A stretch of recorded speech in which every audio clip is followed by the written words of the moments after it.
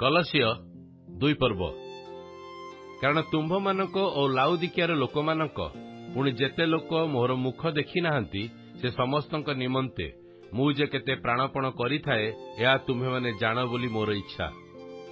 ମୋର ଉଦ୍ଦେଶ୍ୟ ଏହି, ଯେପରି ସେମାନଙ୍କ ହୃଦୟ ଉତ୍ସାହିତ ହୁଏ, ପୁଣି ସେମାନେ ଜ୍ଞାନର ପୂର୍ଣ୍ଣ ନିଶ୍ଚୟତା ରୂପ ସମସ୍ତ ଧନ ପ୍ରାପ୍ତ ହେବା ନିମନ୍ତେ, ଅର୍ଥାତ୍ ଈଶ୍ୱରଙ୍କ ନିଗୂଢ଼ ତତ୍ତ୍ୱ ଯେ ଖ୍ରୀଷ୍ଟ, ତାହାଙ୍କୁ ଜାଣିବା ନିମନ୍ତେ ପରସ୍ପର ପ୍ରେମରେ ସଂଯୁକ୍ତ ହୁଅନ୍ତି।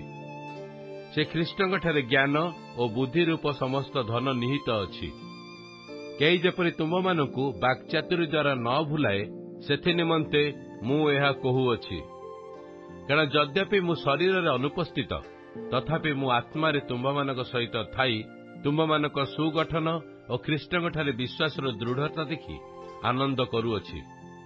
ଅତଏବ ଖ୍ରୀଷ୍ଟ ଯୀଶୁଙ୍କୁ ପ୍ରଭୁ ବୋଲି ଯେପରି ଗ୍ରହଣ କରିଅଛ, ତଦନୁସାରେ ତାହାଙ୍କ ସହଭାଗିତାରେ ଆଚରଣ କର। ତାହାଙ୍କଠାରେ ବଦ୍ଧମୂଳ ଓ ଗୁନ୍ଥା ହୋଇ ପ୍ରାପ୍ତ ଶିକ୍ଷା ଅନୁସାରେ ବିଶ୍ୱାସରେ ନିଷ୍ଠାବାନ ହୋଇ ଅଧିକ ଅଧିକ ଧନ୍ୟବାଦ ଦିଅ। ସାବଧାନ, କାଳେ କେହି ଖ୍ରୀଷ୍ଟଙ୍କ ଶିକ୍ଷାର ଅସଙ୍ଗତ ମନୁଷ୍ୟର ପରମ୍ପରାଗତ ଓ ଜଗତର ପ୍ରାଥମିକ ଶିକ୍ଷା ଅନୁଯାୟୀ ଦର୍ଶନ ବିଦ୍ୟା ଓ ନିରର୍ଥକ ପ୍ରତାରଣା ଦ୍ୱାରା ତୁମମାନଙ୍କୁ ବନ୍ଦୀ କରିନିଏ। କାରଣ ଖ୍ରୀଷ୍ଟଙ୍କଠାରେ ସମ୍ପୂର୍ଣ୍ଣ ଈଶ୍ୱରତ୍ୱ ଦେହବନ୍ତ ହୋଇ ବାସ କରେ। ପୁଣି ସମସ୍ତ ଆଧିପତ୍ୟ ଓ କର୍ତ୍ତାପଣର ମସ୍ତକ ସ୍ୱରୂପ ଯେ ସେ, ତାହାଙ୍କ ସହଭାଗିତାରେ ତୁମ୍ଭେମାନେ ପୂର୍ଣ୍ଣତା ପ୍ରାପ୍ତ ହୋଇଅଛ। ଆହୁରି ମଧ୍ୟ ତୁମେମାନେ ଶାରୀରିକ ସ୍ୱଭାବ ତ୍ୟାଗ କରି ଖ୍ରୀଷ୍ଟଙ୍କ ସହିତ ସଂଯୁକ୍ତ ହୋଇ ଅହସ୍ତକୃତ ସୁନ୍ନତରେ ଅର୍ଥାତ୍ ଖ୍ରୀଷ୍ଟୀୟ ସୁନ୍ନତରେ ସୁନ୍ନତ ପ୍ରାପ୍ତ ହୋଇଅଛ। ତୁମେମାନେ ବାପ୍ତିସ୍ମରେ ତାହାଙ୍କ ସହିତ ସମାଧି ପ୍ରାପ୍ତ ହୋଇ ଯେଉଁ ଈଶ୍ୱର ତାହାଙ୍କୁ ମୃତମାନଙ୍କ ମଧ୍ୟରୁ ଉଠାଇଲେ, ତାହାଙ୍କ କାର୍ଯ୍ୟସାଧକ ଶକ୍ତିରେ ବିଶ୍ୱାସ କରି ଖ୍ରୀଷ୍ଟଙ୍କ ସହିତ ମଧ୍ୟ ଉତ୍ଥାପିତ ହୋଇଅଛ। ଅପରାଧରେ ଓ ଶାରୀରିକ ଅସୁନ୍ନତ ଅବସ୍ଥାରେ ମୃତ ଯେ ତୁମ୍ଭେମାନେ, ତୁମମାନଙ୍କୁ ମଧ୍ୟ ଈଶ୍ୱର ତାହାଙ୍କ ସହିତ ସଜୀବ କରିଅଛନ୍ତି। ସେ ତ ଆମ୍ଭମାନଙ୍କର ସମସ୍ତ ଅପରାଧ କ୍ଷମା କରିଅଛନ୍ତି। ପୁଣି ବିଧି ବିଧାନରେ ଆମ୍ଭମାନଙ୍କ ବିରୁଦ୍ଧରେ ଯେଉଁ ଅଭିଯୋଗ ପତ୍ର ଥିଲା, ତାହା ସେ ଲୋପ କରି କ୍ରୁଶରେ ଟଙ୍ଗାଇ ଦେଇ ଆମ୍ଭମାନଙ୍କ ପଥରୁ ଦୂର କରିଦେଇଛନ୍ତି।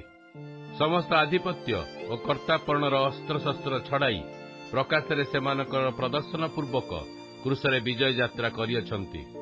ଅତଏବ ଭୋଜନପାନ କିମ୍ବା ପର୍ବ, ପ୍ରତିପଦ ଅବା ବିଶ୍ରାମବାର ସମ୍ବନ୍ଧରେ କେହି ତୁମ୍ଭମାନଙ୍କର ବିଚାର ନ କରୁ। ସେହିସବୁ ଆଗାମୀ ବିଷୟର ଛାୟା ମାତ୍ର, କିନ୍ତୁ ବାସ୍ତବ ବିଷୟ ଖ୍ରୀଷ୍ଟ। ପୁଣି ସେହି ନମ୍ରତା ଓ ଦୂତମାନଙ୍କ ପୂଜାରେ ସନ୍ତୋଷ ପାଇ ଦର୍ଶନରେ ଦେଖିଥିବା ବିଷୟଗୁଡ଼ାକ ଅନୁସନ୍ଧାନ କରି ଓ ଆପଣା ସାଂସାରିକ ମନ ଦ୍ୱାରା ବୃଥା ଗର୍ବିତ ହୋଇ ମସ୍ତକ ସ୍ୱରୂପ ଯେ ଖ୍ରୀଷ୍ଟ, ତାହାଙ୍କୁ ନ ଧରି ପୁରସ୍କାରରୁ ତୁମ୍ଭମାନଙ୍କୁ ବଞ୍ଚିତ ନ କରୁ।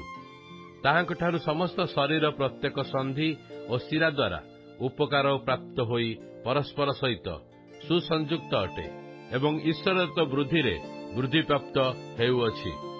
ତୁମେମାନେ ଯଦି ଖ୍ରୀଷ୍ଟଙ୍କ ସହିତ ଜଗତର ପ୍ରାଥମିକ ଶିକ୍ଷା ପ୍ରତି ମୃତ ହୋଇଅଛ, ତେବେ ମନୁଷ୍ୟର ବିଧି ଓ ଶିକ୍ଷାନୁସାରେ ଧର ନାହିଁ, ଖାଅ ନାହିଁ ବା ଛୁଅଁ ନାହିଁ। ସାଂସାରିକ ଲୋକ ପରି ଏହି ପ୍ରକାର ବିଧିର ବିଧାନର କାହିଁକି ବଶୀଭୂତ ହେଉଅଛ? ଏସବୁ ବସ୍ତୁ ଭୋଗ ଦ୍ୱାରା କ୍ଷୟ ପାଏ। ଏହି ପ୍ରକାର ଶିକ୍ଷା ତ ସ୍ୱଚ୍ଛା ଭଜନା, ନମ୍ରତା ଏବଂ ଶରୀର ପ୍ରତି କଠୋର ବ୍ୟବହାର ଦ୍ୱାରା ଜ୍ଞାନର ନାମ ପାଇଅଛି, କିନ୍ତୁ ସେଥିରେ ସାର ନାହିଁ। ତଦ୍ୱାରା କେବଳ ଶାରୀରିକ ଭାବର ତୃପ୍ତି ହୁଏ।